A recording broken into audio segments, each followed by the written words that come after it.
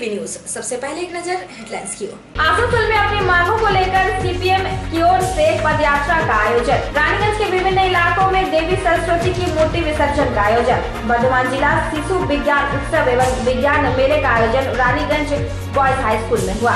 महिला सशक्तिकरण एवं जीएसटी पर चेंबर ऑफ कॉमर्स द्वारा सेमिनार का आयोजन। रानीगंज चेंबर ऑफ कॉमर्स की ओर से जीएसटी डिजिटाइजेशन टेली सोल्यूशन पर बैठक। कोलफील्ड क्लब की ओर से 1 दिवसीय डे नाइट वॉलीबॉल टूर्नामेंट का आयोजन रानीगंज रेलवे मैदान में किया गया। जमुड़िया बाजार स्थित भवानी टेलीकॉम के मालिक साइबर क्राइम के तहत कोलकाता पुलिस द्वारा गिरफ्तार किया गया। 3 माह के अंकुश को अब मिली मदद।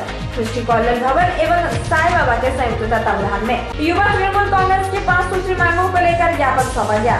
अब समाचार विस्तार से। रानीगंज कोलफील्ड क्लब की ओर से 1 दिवसीय डे नाइट वॉलीबॉल टूर्नामेंट का आयोजन रानीगंज के रेलवे मैदान में आयोजित की गई। रानीगंज कोलफील्ड क्लब की ओर से 1 दिवसीय डे नाइट वॉलीबॉल टूर्नामेंट का आयोजन रानीगंज रेल मैदान में की गई। स्वर्गीय रामश्रेय सिंह जाटो सिंह एवं स्वर्गीय जितेंद्र नाथ मंडल स्मृति 1 दिवसीय डे नाइट वॉलीबॉल टूर्नामेंट का उद्घाटन आसनसोल नगर निगम के मेयर जितेंद्र तिवारी ने झंडोत्तोलन, गैस भरे बैलून तथा वॉलीबॉल खेल कर किए।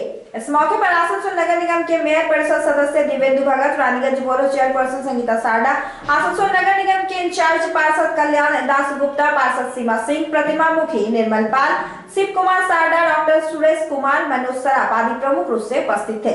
इस मौके पर जितेंद्र तिवारी ने कहा कि रानीगंज कोलफील्ड क्लब निसंदेह धन्यवाद के पात्र है, जो लगातार 7 वर्षों से इस तरह के वॉलीबॉल टूर्नामेंट का आयोजन कर रहे हैं।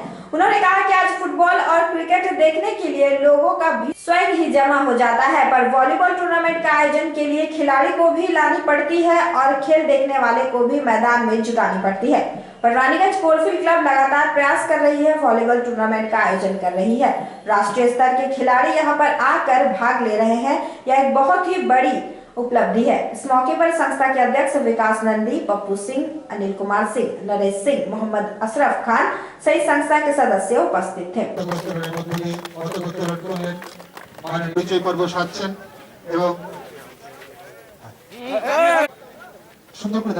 माननीय उद्बोधक मेयर तथा विधायक हमारे श्री जितेंद्र कुमार तिवारी एरपर से परिचालक एवं এই অধম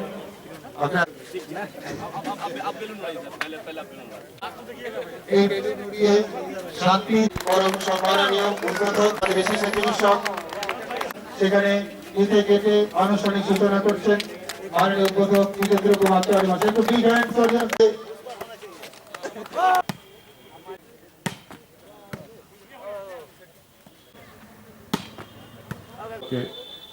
প্রতিমা বলেছিল যে আমার ছেলেরা বললো আমার ওয়ার্ডে একটা ভলিবল টুর্নামেন্ট হয়, দাদা আপনাকে যেতে হবে। আমি বলেও ছিলাম যাবো, তো কোনো কারণে আসতে পারিনি।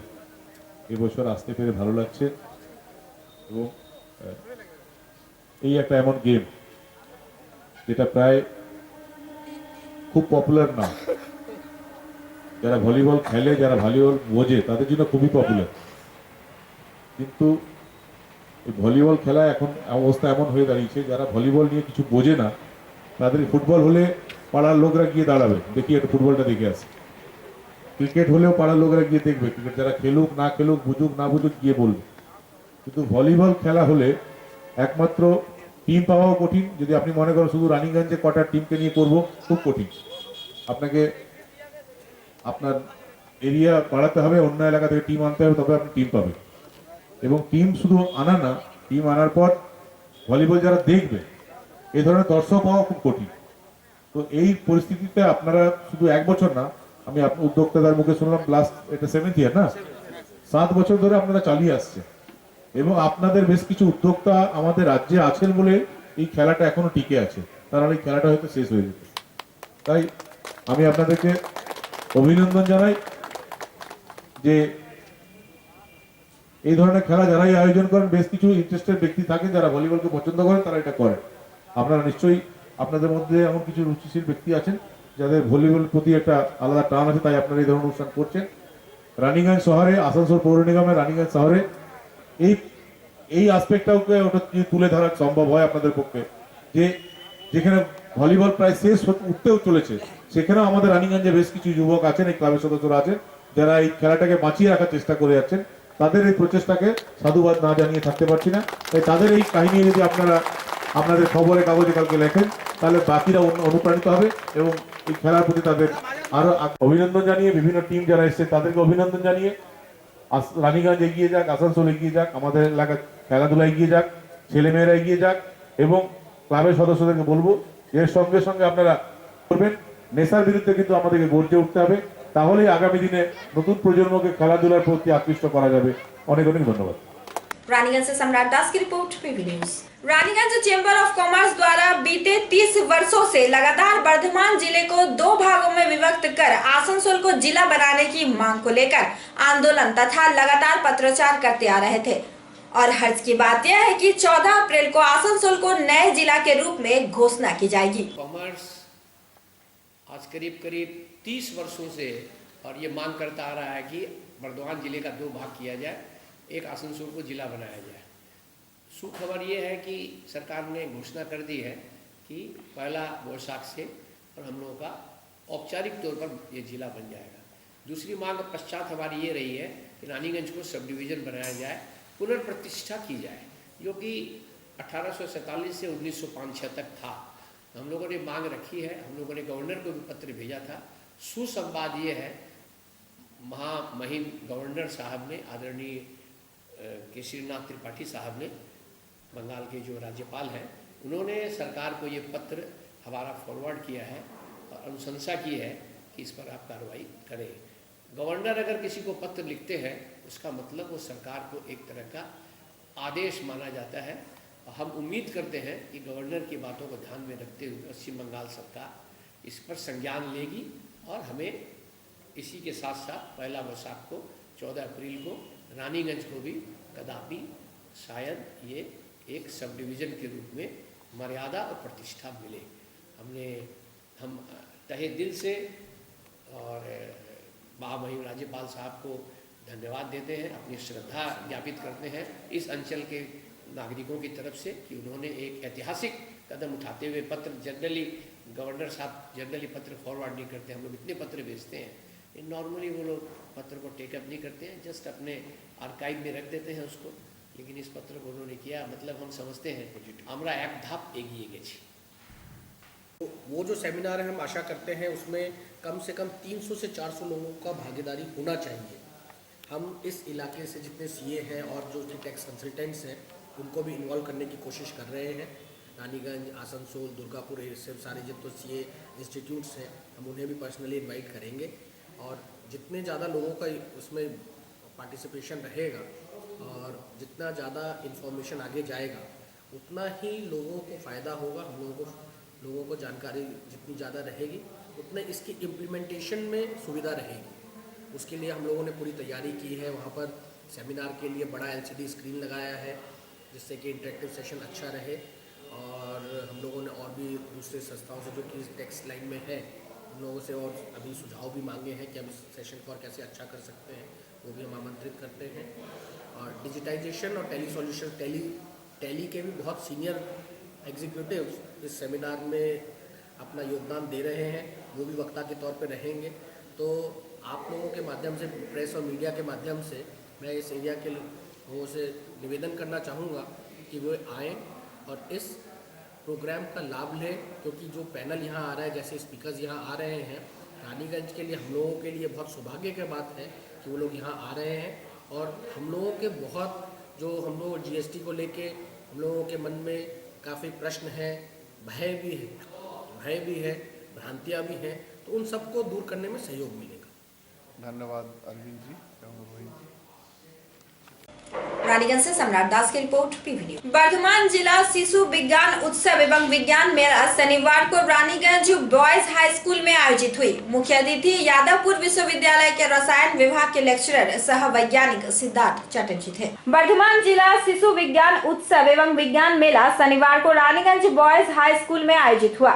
मुख्य अतिथि यादवपुर विश्वविद्यालय के रसायन विभाग के लेक्चरर सह वैज्ञानिक सिद्धार्थ चटर्जी ने कहा कि स्कूली छात्राओं में विज्ञान विषय के प्रति जागरूक और प्रोत्साहित करने के लिए ही उत्सव का आयोजन किया जा रहा है। बच्चे कॉमर्स एवं आर्ट्स विषय पर शिक्षा ग्रहण करना चाहते हैं। छात्र छात्राओं को विज्ञान विषय लेकर भी उच्च शिक्षा ग्रहण करने के लिए हम लोग निरंतर विज्ञान उत्सव का आयोजन करके छात्राओं को विज्ञान के प्रति प्रोत्साहित करते हैं।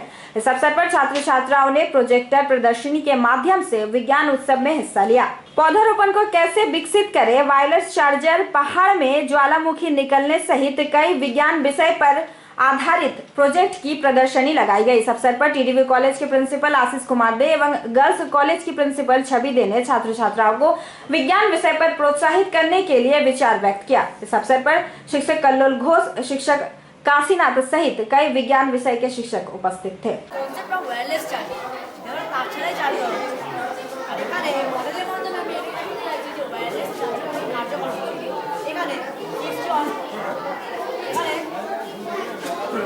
আমরা এখানে বোঝাচ্ছি যে ওয়্যারলেস চার্জার কিভাবে কার্যকর হচ্ছে, মানে এখানে দেখিয়েছে সেইটা কিভাবে কাজ করতে সেটা আমি এখানে বোঝাচ্ছি। আচ্ছা, এইখানে সুইচ আমি এখানে বলবো আগে অ্যাকর্ডিং টু ফ্যারাডেজ ল কোনো কুণ্ডলীর সঙ্গে জড়িত চৌম্বক পরিবর্তিত হলে, এবার এটা ধরে নিচ্ছি কয়েল বি, আমি কয়েল এর সঙ্গে কয়েল বি এর কোনো সরাসরি সংযোগ রাখিনি, কিন্তু কয়েল বিকে কয়েল এর কাছাকাছি নিয়ে গেলে বাল্বটি জ্বলবে, কারণ এখানে যে আবেশ সৃষ্টি হয়েছিল আবেশের সংস্পর্শে কয়েল বি চলে আসবে এবং কয়েল বি আবিষ্ট হবে এবং এর মধ্যে দিয়ে চলবে আর বাল্বটা চলবে, কোনো কানেকশন নেই এর সঙ্গে, তবুও বাল্বটা চলছে।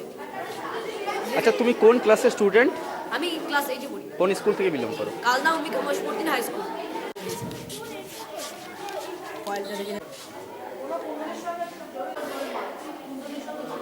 আপাত রশ্মি আমরা জানি যে সূর্য থেকে যত আপাত রশ্মি আসে তার থেকে শুধু পাতারাই নিজের খাদ্য তৈরি করতে পারে। সেই খাদ্য তৈরি কী করে হচ্ছে সেটাই আর কি আমরা বুঝি। পাতায় থাকা ক্লোরোফিল সূর্য থেকে আসা রশ্মিকে নিজের খাদ্য তৈরির জন্য তৈরি করে, যেমন খাদ্য তৈরির জন্য প্রস্তুতি করে। আমাদের ছেলেগুলোকে দেখাতে বানিয়েছি। আচ্ছা, কিভাবে কিছু অ্যাক্টিভিটিস দেখাতে পারবে? লাইটটা অন হয়ে যায়,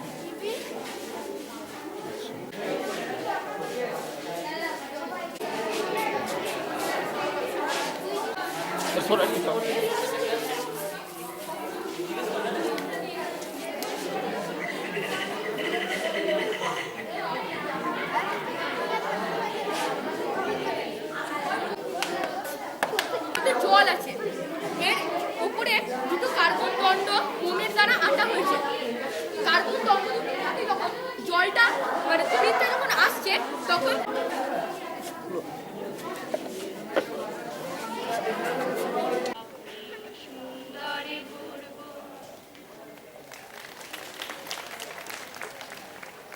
আমি আমাদের আজকের যিনি উদ্বোধক সিদ্ধার্থ দত্ত মহাশয় তাকে আজকের এই অনুষ্ঠানের মানুষ বিজ্ঞান পড়াশুনোয় এখন আমাদের রাজ্য শুধু না সারা ভারতবর্ষে একটা ভীতি বা অনীহা কাজ করছে। যারা হায়ার সেকেন্ডারি পরীক্ষা দেয় এরকম 100 জনের মধ্যে 20 জন মাত্র বিজ্ঞান নিয়ে পড়াশুনো করে বা পরীক্ষা দেয়। আমাদের রাজ্যে সংখ্যাটা আরো কম, 15 বা।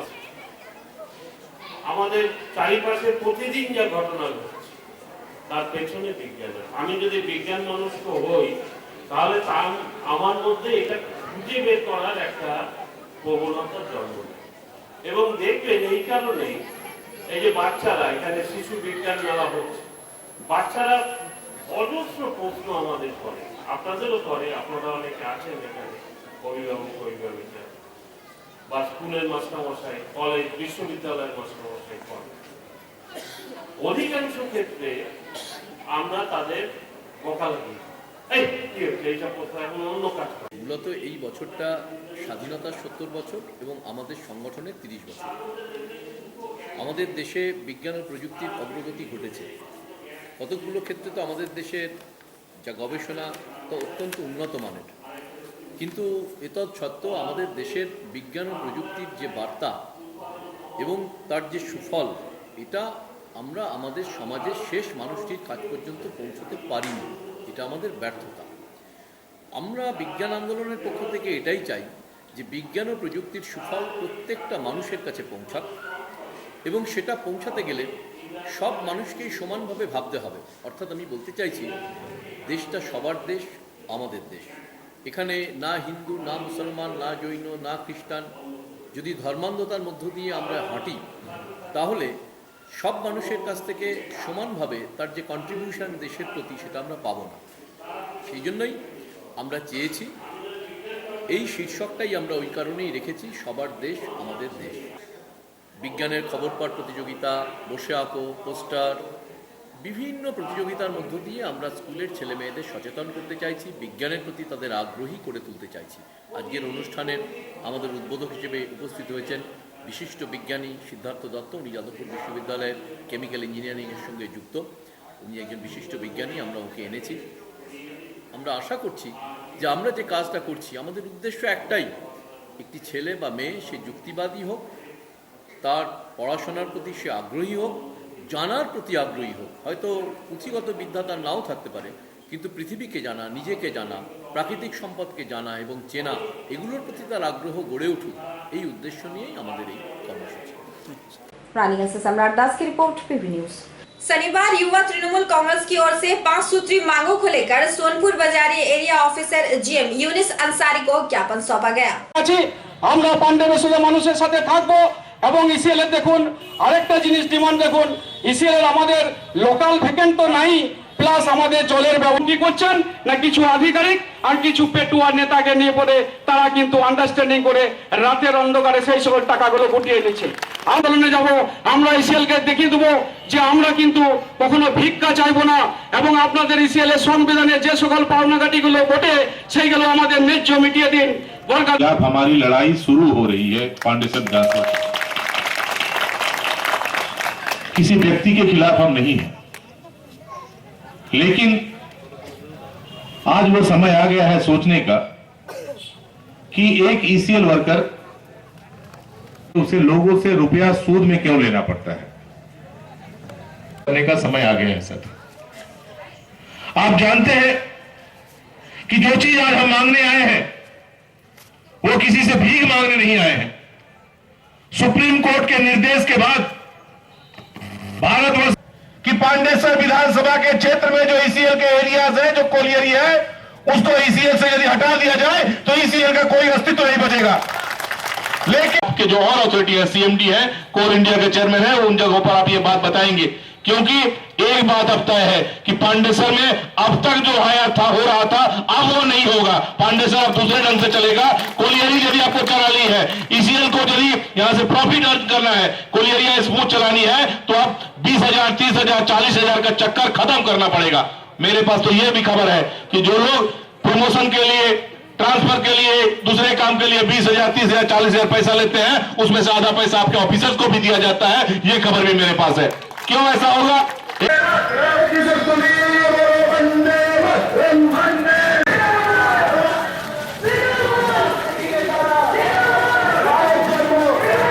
फंड आप बताइए कि यहाँ पर से इतना ईसीएल कमा रही है और सीएसआर फंड में कहाँ कुछ इसे दिया, कहाँ कुछ खर्च हुआ?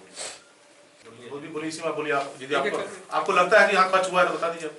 अच्छा स्कीम है जिससे हमारे पास क्यों रहेगा, हमारे पास नहीं, हमारे पास क्यों रहेगा? ये ईसीएल की जिम्मेदारी नहीं है, ये ईसीएल की जिम्मेदारी नहीं है कि यहाँ के लोगों की क्या जरूरत है, गांव में क्या चाहिए, वो ईसीएल का अधिकारी खुद जाकर देखते हैं, उनकी जिम्मेदारी नहीं है। आपका वेलफेयर ऑफिसर किस लिए होता है?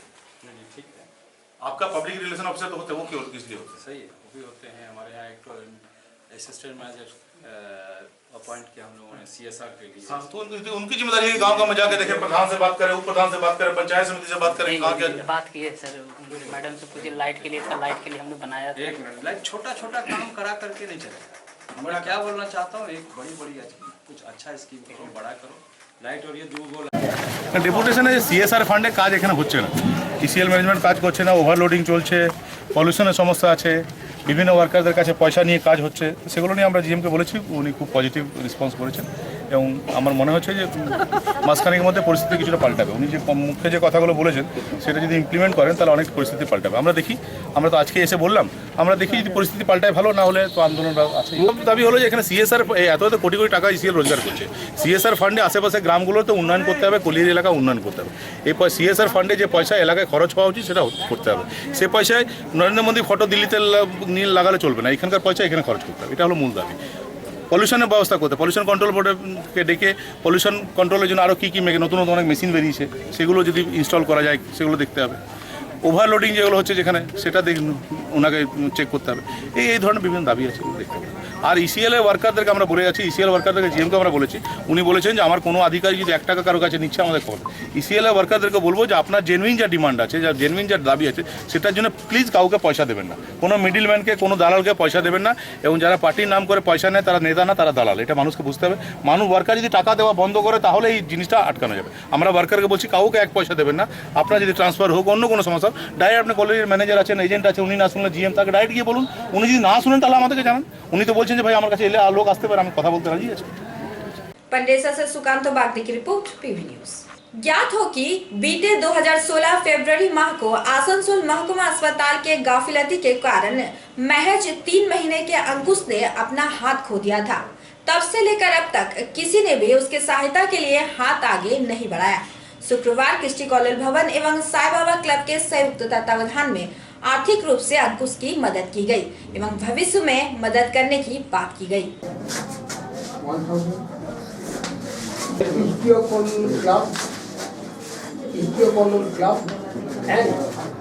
এই দুজনের যৌথ উদ্যোগে আপনারা কত টাকা কি সাহায্য করলেন? এখন আমি জাস্ট ইমিডিয়েট মানে ঘটনা দেখুন, যেহেতু 4টের পর, তারপর আমাকে আপনাদের ডাকতে হলো, সবাইকে জানাতে হলো, ওনার সঙ্গে যোগাযোগ করে কালেকশন তো করতে পারলাম না। তার পরবর্তী আমি ওনাকে ফোন করে আবার আমি দিয়ে দেবো। আর এটুকু কথা দিতে পারছি, আমার যার সঙ্গে যে সকলে থাকে ওনার পয়সার ট্রিটমেন্টের জন্য কোনো অসুবিধা হবে না, সেটা আমি লিখে দিতে পারি। কেউ যদি হেল্প না করে আমি করে দেবো। আপনার পরিচয়? আমার নাম হচ্ছে উৎপল দে, আমার ডাক নামে লালটু বলে পরিচিত। হ্যাঁ, সব তো দেখেছি পেপারে, সব আমি তো ছিলাম না, আমি তো কলকাতাতে ছিলাম বেটাকে নিয়ে। তারপরে একদিন এসেছিলাম, চাঁদা বললাম আমাদের মালিক আছে একটা, তো ও কিছু বললো না। আমি বললাম কিছু দেবেন পয়সা, বুঝে আমার কিছু নাই পয়সা। আমি তো মনে করি যদি দেয় তো ভালোই হবে, কেন আমাদের যে অবস্থা ডেলি আনি ডেলি খাই। আপনার নাম? আমার নাম জয়ন্ত সিং। আমরা আসানসোল হাসপাতালে ভর্তি করেছিলাম, নিয়ে ওখানে ওই চ্যালেঞ্জ করার জন্য টিউবটা বাঁধা হয়েছিল, ওটা খোলা হয়নি, ওই জন্য হাতটা। এটা কতদিন আগে ঘটনা? এটা তো 1 বছর হয়ে গেছে। আমরা ওই ডাক্তার, সিস্টার ডাক্তারদের বলেছি। আপনারা কখন জানতে পারলেন এই প্রবলেমটা? আমরা জানতে পারলাম তার 2 দিন, হ্যাঁ, বৃহস্পতিবার বিকেল 4টা, হ্যাঁ 6টা, 5:30, 6টা হবে। আমরা ডাক্তার সিস্টারকে ডাক্তার নিয়ে ডেকে করে ডাক্তার একটা মহলম নিতে যাই, নিয়ে মহলমটা লাগাতে যাই, নিয়ে দেখি হাতে টিউনিকটা বাঁধা আছে। নিয়ে ওখানে কি ওরা ওখান থেকে পিজিতে আমাদেরকে রাত্রে 9টার সময় ইয়ে করে, পিজিতে দেখলো 4-5 দিন, তারপর ডাক্তারেরা ইয়ে করলো, নিয়ে বললো না হাতটা বাদ দিতে হবে, নিয়ে ওখানে অপারেশন। ঘটনাটা হয়েছিল আসানসোল হসপিটালে। ওখান থেকে আমরা চলে যাই কলকাতা পিজিতে। ওখানে ডাক্তাররা দেখলো, 1 সপ্তাহ পর ওরা বোর্ড মিটিং করলো, তখন ওরা বললো না হাত বাদ দিতে হবে, ওখানেই অপারেশন হয়েছে। এইরকম একটা মানে মর্মান্তিক ঘটনা আপনারা কাউকে প্রশাসনিককে জানিয়েছেন বা ডাক্তারদের উপরে বা নার্সদের উপরে সেই ধরনের কোনো অ্যাকশন নিয়েছিল? অ্যাকশন নিয়েছিল মানে পেপারে যে ছাপিয়েছিল, আমরা তো ওইখানেই ছিলাম 1 মাস, তারপরে তো বাড়ি ফিরে এসেছি। रानीगंज से सम्राट दास की रिपोर्ट, पीवी न्यूज। इस बुलेटिन में लेते हैं छोटा सा ब्रेक, बने रहे हमारे साथ।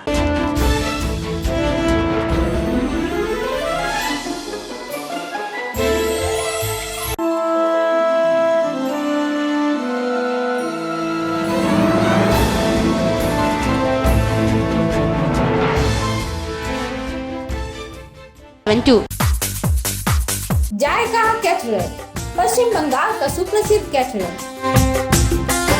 शादी विवाह, सालगिरह, जन्मदिन तथा विभिन्न प्रकार के पाठों के लिए संपर्क करें।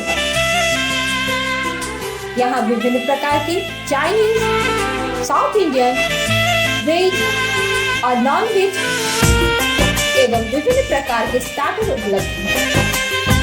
कम खर्च में बेहतरीन क्वालिटी के लिए कैटरिंग की व्यवस्था है। संपर्क करें Shambhu Jha, contact number 9333104206।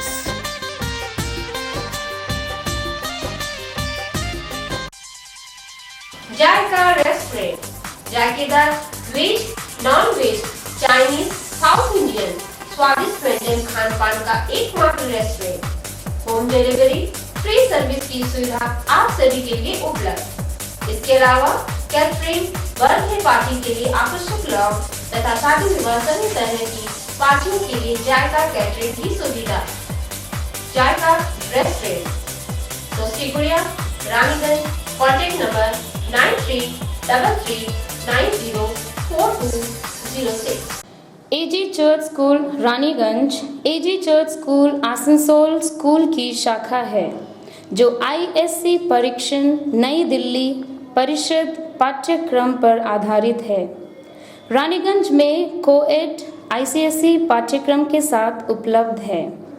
Registration form हमारे स्कूल के कार्यालय में कक्षा नर्सरी से 5वीं तक के लिए उपलब्ध है। फॉर्म मिलने का समय है सुबह 9 बजे से 12 बजे सोमवार से शुक्रवार तक। कृपया सभी कक्षाओं के प्रवेश के लिए जन्म प्रमाण पत्र के साथ स्कूल कार्यालय में संपर्क करें। हमारी क्षमता है प्रशिक्षित शिक्षक, स्मार्ट बोर्ड एवं कंप्यूटर लैब। एजी चार्च रानीगंज स्कूल এই স্কুল আসানসোল এজি চার্চ স্কুলেরই শাখা। এটি নিউ দিল্লির আইএসসি পরীক্ষার পরিষদের সঙ্গে সম্বন্ধ আছে। রানীগঞ্জ স্কুলও কোয়েট আইসিএসসি পাঠ্যতালিকারই অন্তর্ভুক্ত। রেজিস্ট্রেশন বা নিবন্ধীকরণ প্রাপ্তির জন্য ফ্রম নার্সারি থেকে পঞ্চম শ্রেণী পর্যন্ত স্কুল চলাকালীন যোগাযোগ করুন। সময় সকাল 9টা থেকে দুপুর 12টা পর্যন্ত। কেবলমাত্র কাজের দিনে সোমবার থেকে শুক্রবার কার্যক্রমে স্কুলটি 12 ক্লাস পর্যন্ত হবে। অনুরোধ করা হচ্ছে প্রতিটি ক্লাসের ভর্তির জন্য শিশুর জন্মগত শংসাপত্র সঙ্গে নিয়ে আসবেন। আমাদের শক্তিমত্তা হলো প্রশিক্ষিত শিক্ষক, smart board, computer. AG Church School Raniganj is a branch school of AG Church School Asansol affiliated to the Council of the ISC Examination New Delhi. Registration forms are available from classes nursery to 5 from 9 a.m. to 12 noon from Monday to Friday. Please visit the school office with birth certificate for all classes. Progressively, the school will be upgraded to class 12.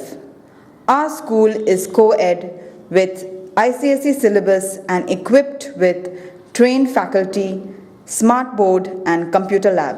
Our school address is A/23 NSB Road, Siarsol, Rajbari, Raniganj, or you can call on 0341 2440404. You can email us at agcs16@gmail.com. Koylanchal का सुप्रसिद्ध Bajoria marble showroom, जहां बेहतर quality के tiles और marble उपलब्ध है। तो आज ही संपर्क करें Bajoria marble, NSP road near Amrit Kunj Ashram. Mobile number 9333105099 9474504488।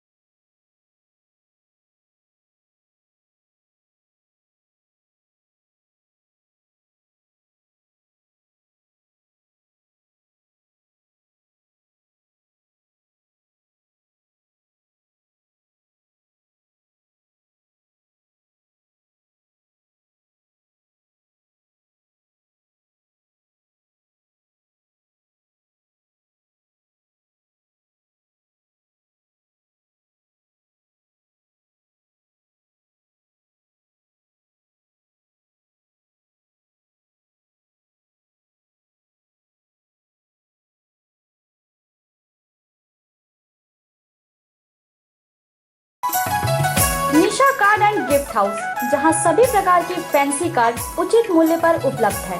Marriage card, invitation card, greeting cards and exclusive gift items पाए जाते हैं। इसके साथ ही वैवाहिक या अन्य समारोह के लिए हिंदी, इंग्लिश, बांग्ला, उर्दू, पंजाबी सहित अन्य भाषाओं में प्रिंटिंग कर कार्ड दी जाती है।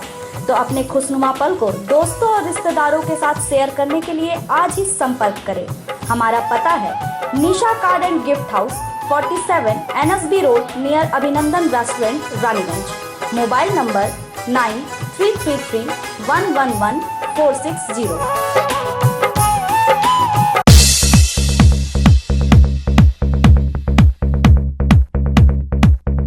Nandalal Jalan Shiksha Sadan, affiliated to CBSE classes 10 and 12, is a pioneer English medium school in Raniganj, takes pride in serving the society relentlessly for 27 long years. Kids just love their classrooms and playway teaching method. Our students take lessons with the aid of digital technology.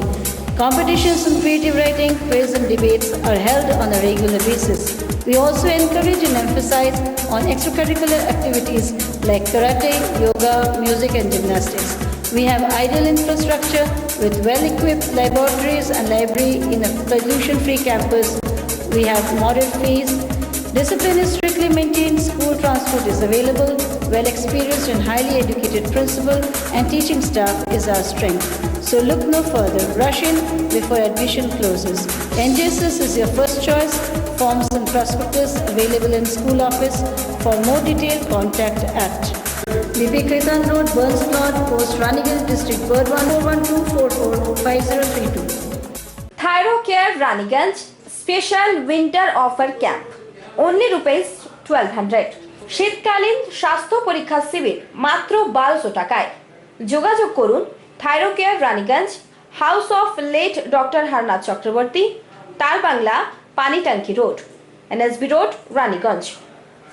Phone number 0341 244 8403 9434538049। Cashless की दुनिया में अब आपको परेशान होने की नहीं बल्कि मोबाइल फोन उठाने की जरूरत है, जिससे आप घर बैठे अपनी जरूरतों के सामान को बेझिझक मंगा सकते हैं।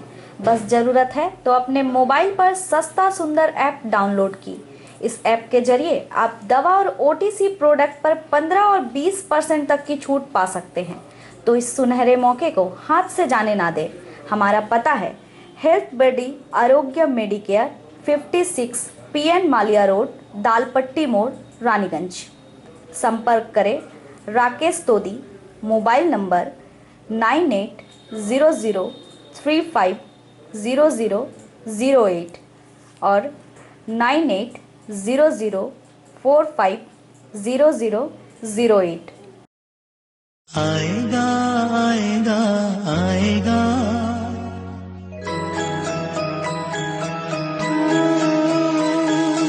आएगा आएगा आएगा, नीले चढ़ सांवरा आएगा। आएगा आएगा आएगा, नीले चढ़ सांवरा आएगा। मेरा श्याम कृपालु है, वो बड़ा दयालु है। लाएगा लाएगा लाएगा, खुशियाँ हजारों संग।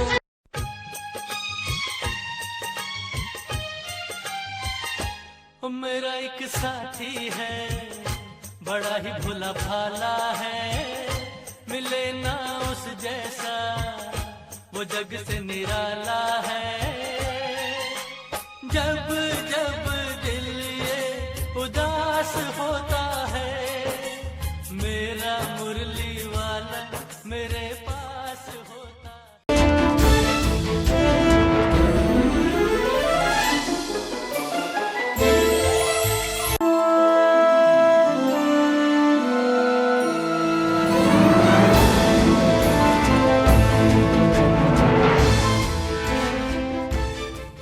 ब्रेक के बाद आपका स्वागत। Raniganj confederation of India, trades federation of south Bengal, chamber of commerce and industries एवं रानीगंज चेंबर ऑफ कॉमर्स के संयुक्त तत्वावधान में आगामी 10 फरवरी को रानीगंज के स्पोर्ट्स असेंबली में जीएसटी पर एक सेमिनार का आयोजन किया जाएगा। रानीगंज चेंबर ऑफ कॉमर्स अपने सामाजिक दायित्वों के प्रति अपने जन्म काल से ही सजग रहा है, सचेतन रहा है और उसके प्रति रिस्पॉन्सिव रहा है।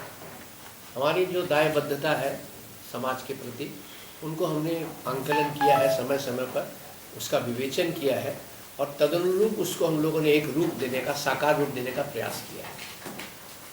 अभी आज के परिप्रेक्ष्य में हर चैम्बर ऑफ कॉमर्स का एक दायित्व है, अपने जो एक वाणिज्य सभा के हिसाब से जो दायित्व रहता है कि अपने व्यापारी भाई, अपने जो उद्योगपति, उनको उनके बारे में चिंतन, उनकी समस्याओं का आंकलन और फिर उसका सुराहा, समस्याओं का निराकरण जिसे हम कहते हैं। उसके अलावा भी कुछ और हमारी जिम्मेदारियां अब बढ़ गई हैं आज के परिप्रेक्ष्य में मूलतः और विशेषकर। जैसे हम लोगों ने अभी पिछले दिनों एक सेमिनार किया था, उसमें आप सभी महानुभाव मौजूद भी थे। आप लोगों ने हम लोगों को गाइडेंस भी दिया है। हम लोग आप लोगों की राय विचार करते हुए इन सब कार्यक्रमों को लेने का प्रयास करते हैं। वो था एक free legal aid to the downtrodden to the BPL segment of the society.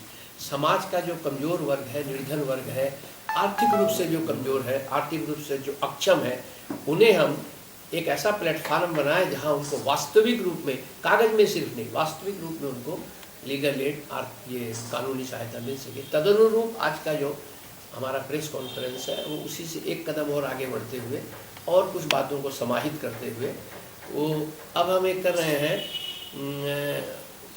नारी सशक्तिकरण एवं एमेंसिपेशन का क्या हिंदी क्या, महिलाओं को हर क्षेत्र के अंदर में आगे बढ़ाना, उन्हें मजबूत करना, आत्मनिर्भर बनाना, स्वावलंबन बनाना, सामाजिक रूप से बनाना, नैतिक रूप से बनाना, आर्थिक रूप से बनाना, उनकी कुछ कमाई के साधन उन्हें मुहैया कराने। हम कितने भी आंकड़े प्रस्तुत करें अपने जीडीपी की और कि हम यहाँ पहुँच गए हैं, चाइना के आसपास पहुँच गए हैं, पर इस बात से हम अपना मुंह नहीं मोड़ सकते कि हमारी जनता अभी भी ग्रामीण भारत में ही बसती है, जहाँ अभी भी 2 समय पानी का, पीने का पानी उनको शुद्ध नहीं मिल पाता। ये बातें हैं सच। तो उन सबको देखते हुए हमारा ये कर्तव्य है कि हम और अपनी जो नारी समाज है हमारी, उनके प्रति हम अपनी जिम्मेदारियों का निर्वाह करें। उसी को ध्यान में रखते हुए, उसी को चिंतन करते हुए ये women empowerment and women emancipation का कार्यक्रम हम लोगों ने आगामी 10 फरवरी 4-5 लाख रुपए का व्यय होने वाला है, क्योंकि इतने डेलीगेट, उनका नाश्ता, लंच, डिनर, सारी व्यवस्था चैम्बर ऑफ कॉमर्स के मध्य आ गई। आपका बहुत सही प्रश्न है। हम उम्मीद को आगामी आने वाले दिनों के अंदर में सरकार भी अपने कर्तव्यों के प्रति सचेत होकर इस तरह के सेमिनार, मैंने सरकार को जगाने के लिए हम लोग कर रहे हैं। अपने स्वतंत्रता के बाद सबसे बड़ा आर्थिक चेंज आया है भारत में, जो आने वाला है, इसमें आमूलचूल परिवर्तन आ जाएगा आर्थिक व्यवस्था में। और इसमें जो सबसे ज़्यादा प्रभावित वर्ग होगा वो व्यापारी वर्ग है। हालांकि इसका असर डायरेक्टली इनडायरेक्टली समाज के सभी तबके पे पड़ेगा, क्योंकि पूरे कंज्यूमर सब इससे प्रभावित होंगे, लेकिन इसको जो लागू करेगा उसमें लागू करने में सबसे आगे व्यापारी वर्ग ही रहेगा, जो कि इससे सबसे ज़्यादा प्रभावित होने वाला है। तो हमने मैंने अपनी रक्षा के लिए हम लोग कर रहे हैं, अपनी एजुकेशन के लिए, अवेयरनेस के लिए, कि हम जितने पहले तैयार हो जाएंगे। देखिए, हमें पता है अभी 1 जुलाई डेट डिक्लेयर हो गई है, 1 जुलाई से आनी है। अब अगर कुछ तो उससे पहले अगर हम हमारे मेंबर्स और पूरे मोटे तौर पे हम शिक्षित नहीं कर पाएंगे तो तो परेशानियां आ सकती हैं। पूरा चेंज है, इसको पुराने एक्ट से एकदम डिफरेंट है, तो उसको जागरूकता लाने के लिए और इसमें एक विचार, इतने बड़े जो पैनल आ रहा है उनके पास और जानकारियाँ, एक बहुत बड़ा इंटरेक्टिव सेशन भी इसमें है कि लोगों के मन में जो भ्रांतियाँ हैं या प्रश्न हैं, हम लोगों ने आसनसोल, रानीगंज, दुर्गापुर सीए इंस्टीट्यूट्स को भी हम इसमें इन्वॉल्व कर रहे हैं, क्योंकि सरकार और व्यापारी वर्ग के बीच में जो ब्रिज का काम करते हैं वो सीए करते हैं, जो अपने टैक्स कंसल्टेंट्स हैं, हम लोग उनको भी पूरी तौर से इस पर इन्वॉल्व कर रहे हैं।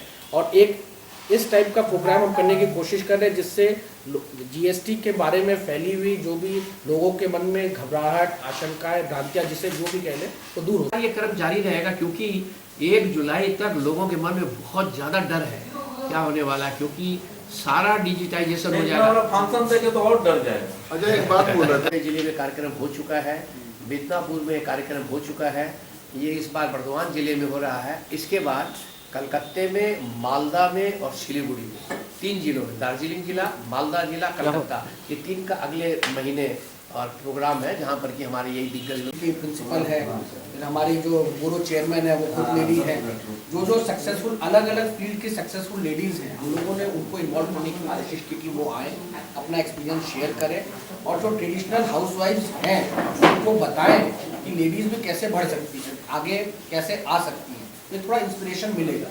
और एक तो देखिए, ये अंधेरे में एक चिराग तो जलाना ही पड़ेगा। रानीगंज से सम्राट दास की रिपोर्ट। आसनसोल में शनिवार को सीपीएम की ओर से अपनी कई मांगों को लेकर पदयात्रा का आयोजन किया गया। आसनसोल में शनिवार को सीपीएम की ओर से अपनी कई मांगों को लेकर पदयात्रा का आयोजन किया गया, जिसमें वे अपनी विभिन्न मांगों जैसे हिंदुस्तान केबल समेत बंद कल कारखानाओं को खुलवाना, सभी के हाथों में डिजिटल राशन कार्ड देना, विद्युत कर वृद्धि का प्रतिवाद एवं विद्युत का हर महीने संबंध पर बिल देना को लेकर कॉर्पोरेशन के बाहर प्रदर्शन करेंगे।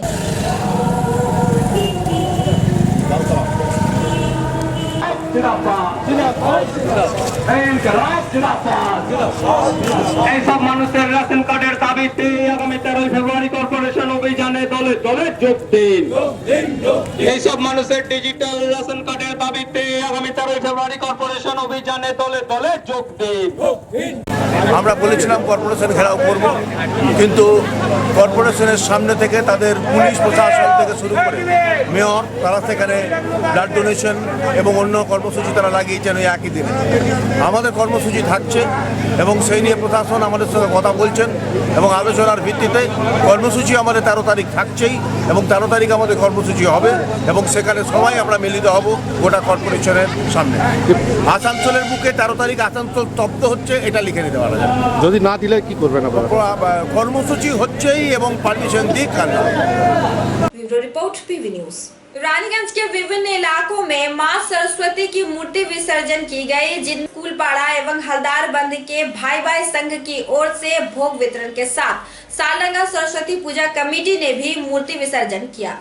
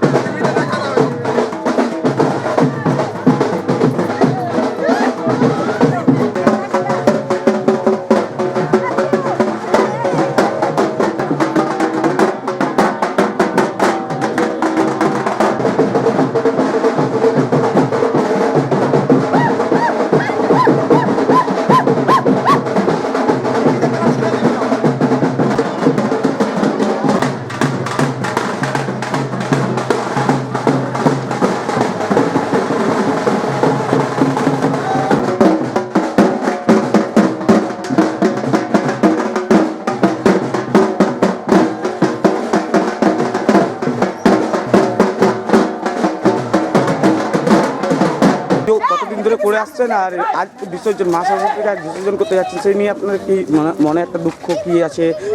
আমরা স্কুল পাড়ার যে বোর্ডিং কলোনি, একটা নতুন কলোনি হয়েছে, ছোট ছোট বাচ্চারা এবং আমাদের পাড়ার বৌদিরা, এরা সবাইকার প্রত্যেকের উদ্যম নিয়ে আমরা বাগদেবীর আরাধনা করেছি। এবছর আমাদের 6ষ্ঠ ইয়ার, অর্থাৎ 6 বছর পূর্ণ হলো।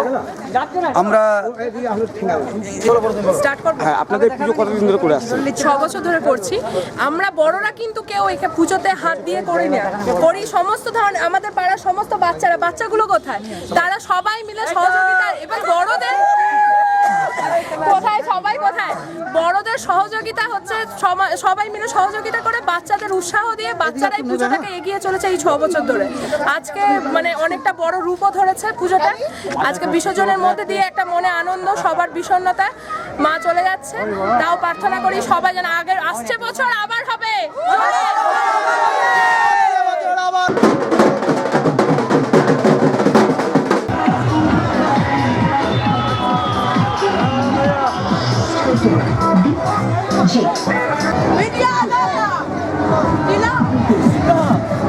सामने से लेना पीछे से लेंगे।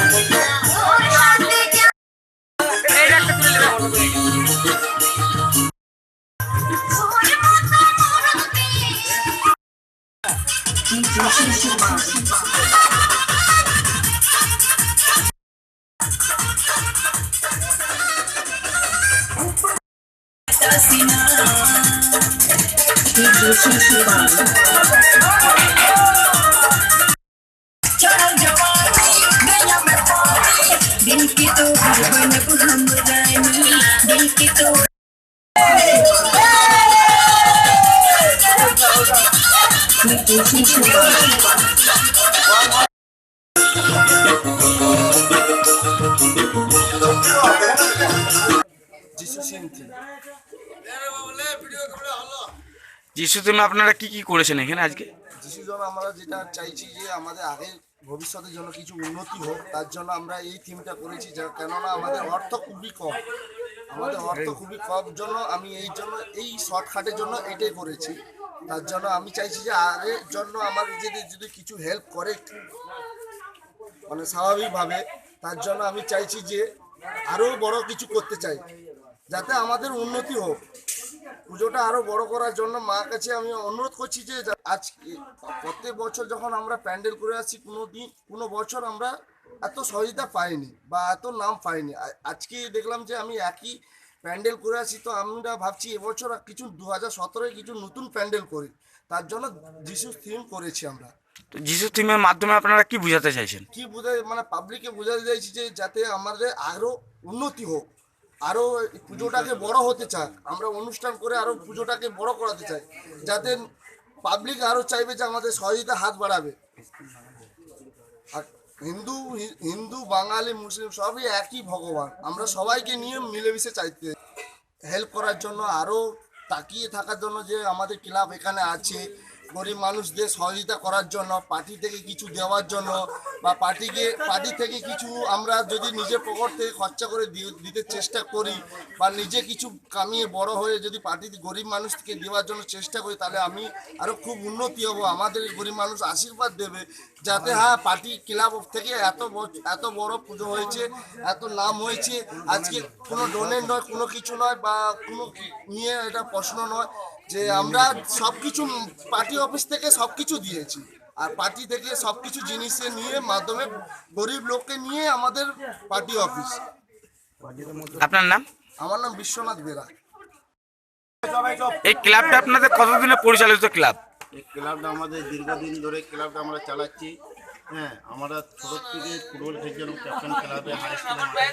আমাদের ক্লাবের নাম করে হাই স্কুল আমাদের তোমার কাগজে জমা আছে। তারপর আমরা রেজিস্ট্রির জন্যে ক্লাবটা খাওয়া দাওয়া কোনো আনন্দ পাক, যেটা আমাদের ক্লাবে একটু নাম হোক। আমাদের ক্লাবের নাম আছে, আমরা অনেক জায়গায় খেলেছি, কিন্তু আমাদেরকে সহযোগিতা করে না। আমরা অনেক পার্টি, অনেক লোক, বহু মানুষের সঙ্গে ঘুরেছি, গিয়েছি, পেছনে যে লোক খাওয়াইছে যে তোরা আমাদের লাইট দেখালে এনে তো দেখুন আমাদের পাড়ার ছেলেগুলো কি করতে পারছে। আর্ট স্কুল করবো, প্লাস টিউশনি পড়াবো, বাচ্চাদের ফ্রি, 1 টাকা দিতে হবে না তাদেরকে। এটা আমরা ক্লাবে সব ছেলে মেলে করে হ্যাঁ সিদ্ধান্ত নিচ্ছি প্লাস বলছি আমরা দরকার করলে তাদের কাছে রেজিস্ট্রি খাতা কলম যা সব 50টা 100 যতজন আমাদের যে মেম্বার আছে আমাদের যতজন মেম্বার আছে আমরা সাইন করে তাদের কাছে চলে যাবো সাইন করে দেবো যদি না হয় স্কুল বা আর্ট স্কুল যা টিউশনি আমরা দিতে পারছি না যা পার্টির লোক যে পয়সা করছে সেদিন আমাদেরকে যা শাস্তি দেওয়া মাত্র সেটাই মেনে আপনার নাম? আমার नाम सोमू मालाकर। रानीगंज से सम्राट दास की रिपोर्ट पीवी न्यूज। समाचार समाप्त करने से पहले आज की हेडलाइंस और एक बार। आसनसोल में अपनी मांगों को लेकर सीपीएम की ओर से पद यात्रा का आयोजन। रानीगंज के विभिन्न इलाकों में देवी सरस्वती की मूर्ति विसर्जन का आयोजन। वर्धमान जिला शिशु विज्ञान उत्सव एवं विज्ञान मेले का आयोजन रानीगंज बॉयज हाई स्कूल में हुआ। महिला सशक्तिकरण एवं जीएसटी पर चैम्बर ऑफ कॉमर्स द्वारा सेमिनार का आयोजन। रानीगंज चैम्बर ऑफ कॉमर्स की ओर से जीएसटी डिजिटाइजेशन टेली सोल्यूशन पर बैठक। कोलफील्ड क्लब की ओर से 1 दिवसीय डे नाइट वॉलीबॉल टूर्नामेंट का आयोजन रानीगंज रेलवे मैदान में किया गया। जमुड़िया बाजार स्थित भवानी टेलीकॉम के मालिक साइबर क्राइम के तहत कोलकाता पुलिस द्वारा गिरफ्तार किया गया। 3 माह के अंकुश को अब मिली मदद।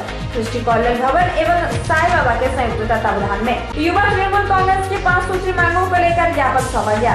आज के बुलेटिन में बस इतना ही। देखते रहे पीवी न्यूज। नमस्कार।